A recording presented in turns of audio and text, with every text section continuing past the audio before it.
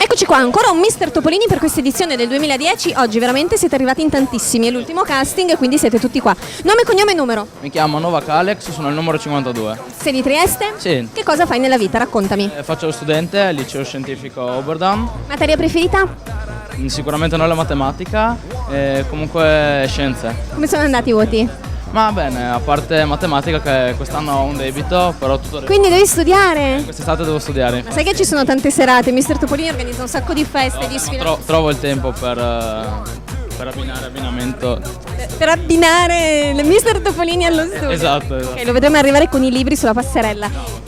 La tua giornata tipo? Svegliarmi, studiare, allenarmi, faccio pugilato, andare al bagno con gli amici e poi uscire la sera e divertirmi. Ok, pugilato, da quanti anni? Raccontaci qualcosa di questa passione. Faccio da 5 anni, è uno sport che mi ha entusiasmato da sempre, mi piace. Ma fai anche degli incontri proprio? Ho fatto ben 6 incontri, mi piace, mi trovo bene e quindi continuerò a farlo. Senti, per quanto riguarda il tuo carattere invece, cerchiamo di farti conoscere un po' a tutti i nostri ascoltatori, un tuo pregio e un tuo difetto.